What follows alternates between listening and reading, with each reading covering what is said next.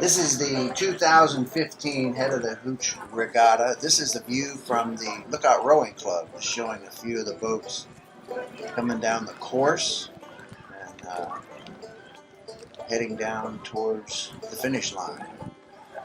But the video is about the Stampfly Express. I don't know if I pronounced that correctly. 24. It's the longest rowing boat in the world.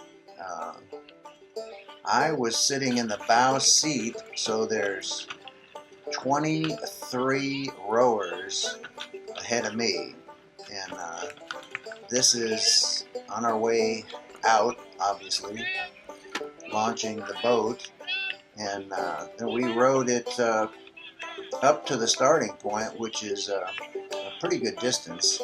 Well, it's more than the 5K because we have to go out around the bridge and then way up past the starting point. So the row up is quite a bit longer than the race itself. But anyway, this is the start, and it was a quite exciting experience, once in a lifetime type of thing, and I think everybody enjoyed it, and I think the people that were watching it got a thrill out of seeing it.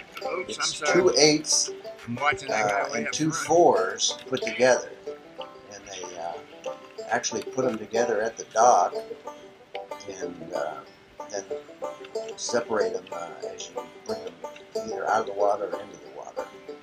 But quite an accomplishment. I think, as I understand, it was built in Finland.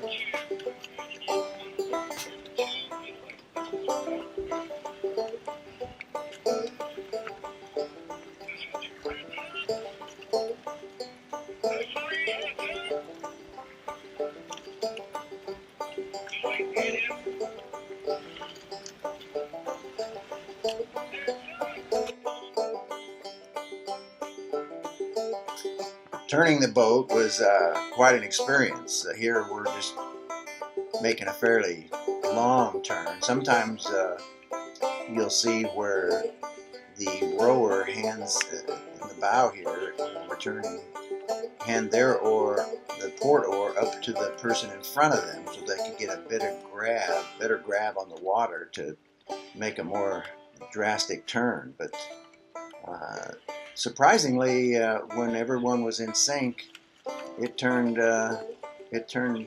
easier than I thought it would for a boat its size.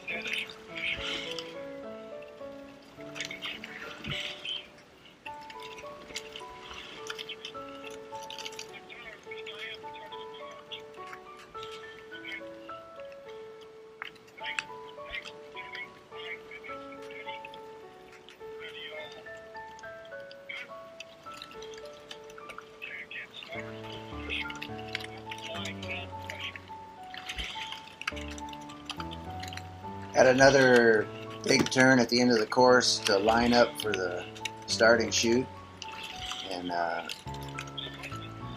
but it turned pretty well with all of us pulling hard on the starboard and on the port side and kind of holding off. And here's where we hand the oar up to the person in front and let them really get a better leverage to turn the boat around, which really worked pretty well. I was amazed how well it does work when you give that oar to the person in front of you.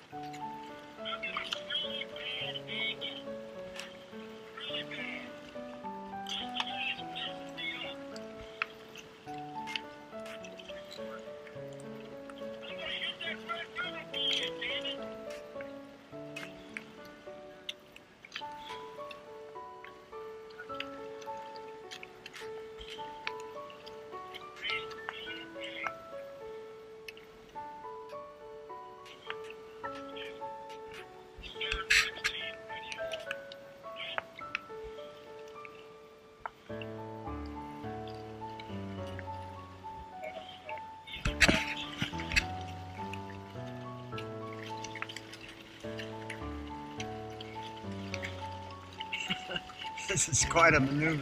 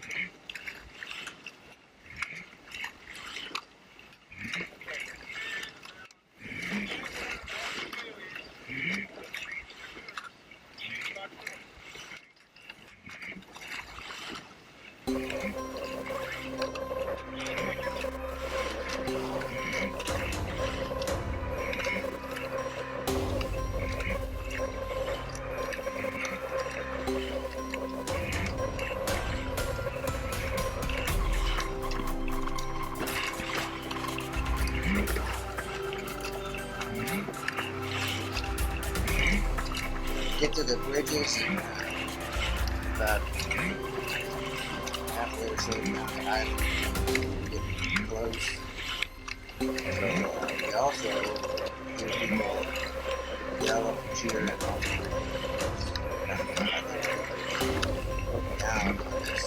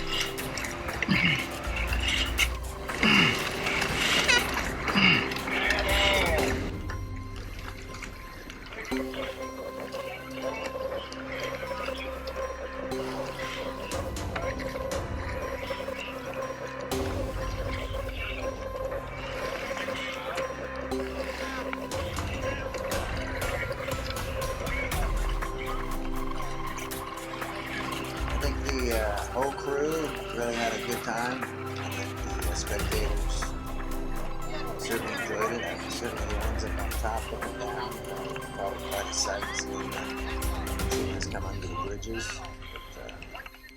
But even when they take this thing apart, it was awful heavy. Construction.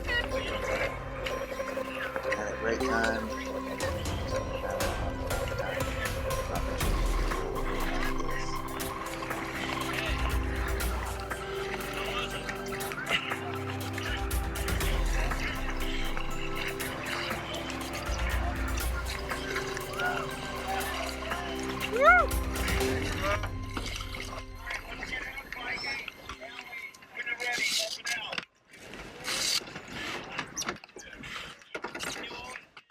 My name is John Distridick, and this is the short version of my longer testimony, which is some 20 minutes, just to give you an idea to see if this might be something that would help you in your pilgrimage through this thing we call life.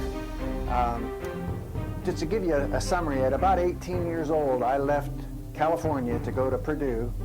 My aunt worked in the admissions department. My dad was alumni. I got in there on probation. I didn't have the grades in high school. But I remember walking around the campus at Purdue thinking, what the heck is life? What am I going to do on my own? Left all my friends and all my drinking buddies. And I concluded that life was four things. Life was business, because you had to control things. It was education. You had to know the rules. It was athletics, because that gave you respect and your peers and the women and that kind of thing. And it was entertainment, and I was from Hollywood. It was, so what would you expect? Acting and music, again, money, women, success, fame, all that stuff. So I spent the better part of 28 years pursuing those with a craze, and that's what my full testimony is about. So if it would help you, if you bought into the world system and you think that you're going to get peace, contentment, joy from what the world sells, which to me were those four things. You might have some others, but those were my four. I suggest you maybe be interested in watching my testimonial and learn how I learned. I can never live your life, you'll never live mine, but we can gain wisdom from other people and what they've experienced, and that's what I hope would happen if you would listen to my testimony. I wanted to know the truth. I read the Book of Mormon and the Pearl of Great Price. I read Mary Baker's Eddy, Science and Health, the Key to the Scriptures. I had a healing from a Christian Science practitioner. I read the Quran. I read L. Ron Hubbard's Scientology. I went to meditation, transcendental meditation, hypnosis. I figured there was some truth in all these. And through that time, I came to know that there is a truth, God's truth, the Bible. And Jesus Christ is the way, the truth, and the life. He was either a lunatic, a liar, or he was who he says he was. And I spent more time trying to figure out the spiritual side of my life than I did to get a 4-year degree in mechanical engineering. So hopefully my testimony might give you some insights. My prayer is it'll minister to you. And who knows, maybe one day I'll hear about your life and it'll minister to me. God bless.